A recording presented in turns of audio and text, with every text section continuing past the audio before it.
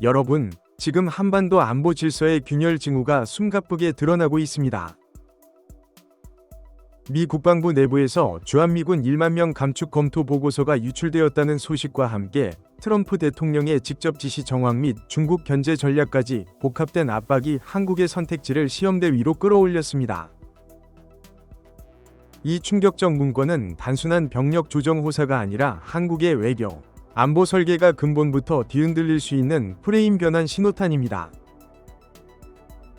과연 한국 정치권은 이 도전에 어떻게 반응할 것이며 국민은 어떤 길을 요구하게 될까요? 지금부터 그 여정을 함께 분석해 보겠습니다. 최근 미국 펜타곤 내부 및 정책기획부서에서는 주한미군의 병력 구조 재조정 가능성이 본격적으로 거론되고 있습니다. 보고서에는 1만 명 감축이라는 숫자가 담겼고, 이 문건이 외부로 유출되면서 한국 언론과 정치권이 긴장에 휩싸였습니다. 이 감축 시나리오는 대체로 미 국방부가 지상 중심 병력에서 공중, 미사일 및 우주, 사이버 중심 억지 전략으로 전환하려는 구상과 연결돼 있으며, 한국이 앞으로 달성해야 할 동맹 현대화의 속도와 깊이를 재정의하는 계기가 될 가능성이 큽니다. 중요한 점은 이 문건이 단순한 내부 검토 차원을 넘어 트럼프 대통령 직접 지시라는 흐름과 결부돼 있다는 정황이 포착되고 있다는 점입니다. 또한 이는 미국의 중국 견제 전략 속에서 한국에게 과도한 부담을 전가하려는 기제라는 해석도 함께 제기되고 있습니다. 이미 미국은 여러 차례 한국에 더 많은 자립 방위 책임을 요구해온 바 있습니다. 2024년 기준 한국 국방비는 약 60조 원, 약 450억 달러에 달하며 GDP 대비 2.8% 수준입니다.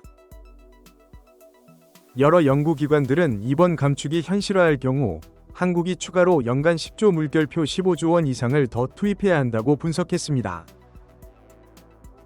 또한 여러 분석가들은 한국이 미군의 지상병력 중심 축소 가능성에 대비해야 하며 미국이 전통적인 지상 중심 전력을 줄이고 더 유연하고 전략적인 병력 배치를 강조하는 방향으로 나아가고 있다고 진단했습니다.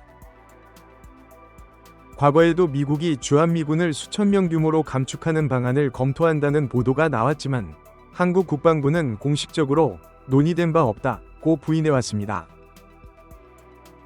그러나 감축 보도와 부인, 정책 구상 흐름이 병행되는 가운데 이번 문건 유출이 촉매가 되면서 위기감은 더 증폭되고 있습니다.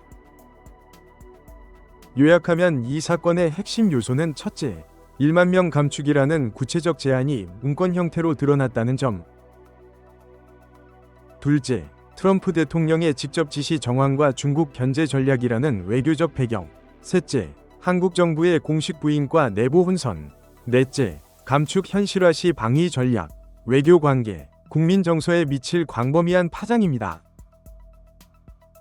한국은 오랫동안 지상병력 중심 억지 체계 아래에서 미군의 병력, 정보, 화력 지원에 의존해왔습니다.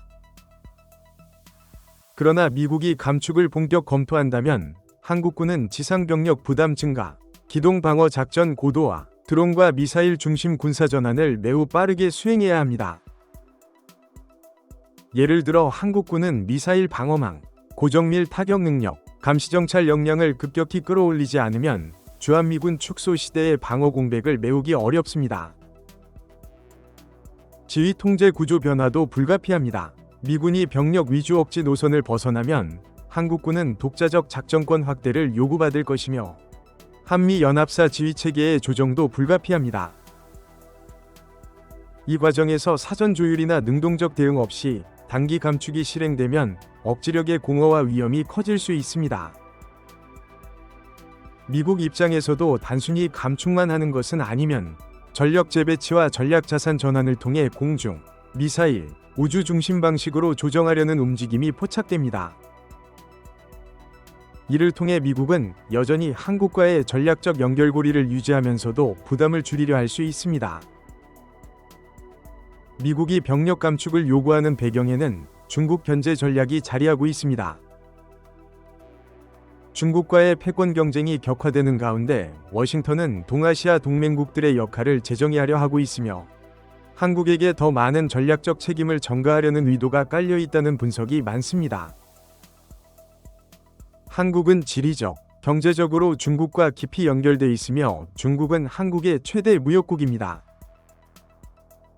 2024년 기준 한국 전체 수출의 약 25% 이상이 중국에 의존하고 있고 반도체, 배터리 등 전략 산업은 중국 공급망과 얽혀 있습니다.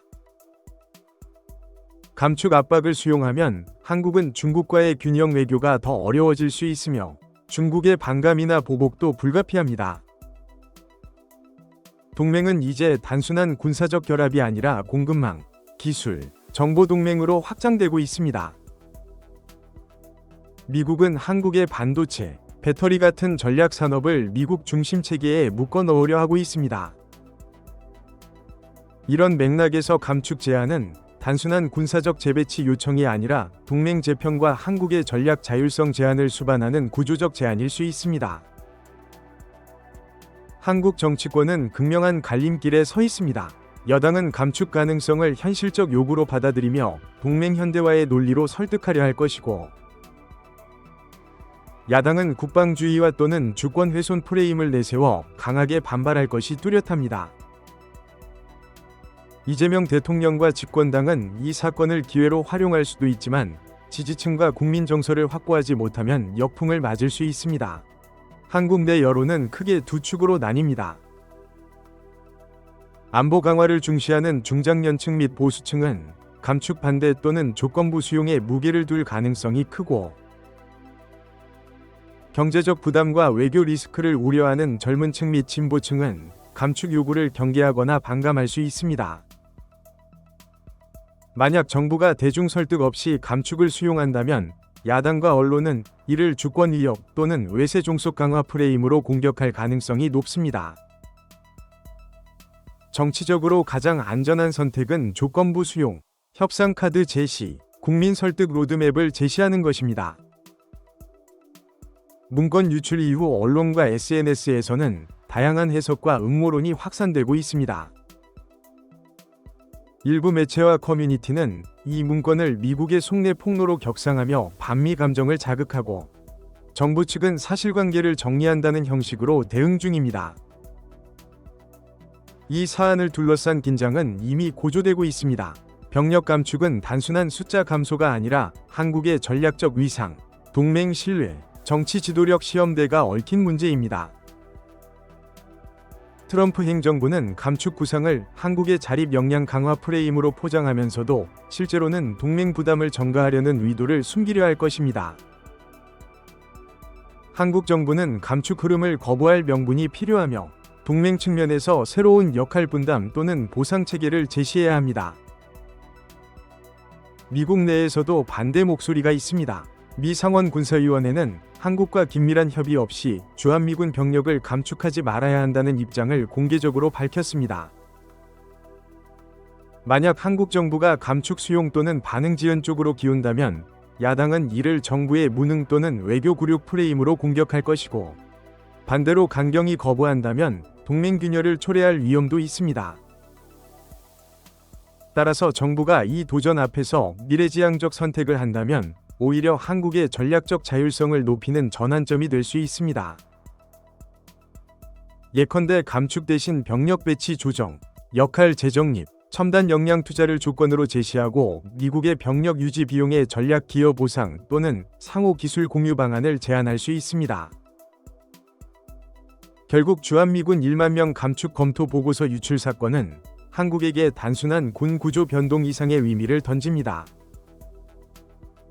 이 사건은 한국과 미국 관계의 권력 균형, 외교 전략 프레임, 내부 정치 역학, 국민 여론 흐름을 하나의 융합 지점 위에 놓고 시험하는 사건입니다. 한국 정부와 정치권이 감축 논의에 어떻게 대응하느냐에 따라 앞으로의 안보 체계는 한층 유연해질 수도 있고 반대로 취약해질 수도 있습니다. 지금 이 시점에서 우리에게 가장 중요한 질문은 이것입니다. 한국은 감축 흐름 속에서 동맹의 무게를 떠안는 희생양이 될 것인가? 아니면 주체적인 전략적 협상자로 자리매김할 것인가?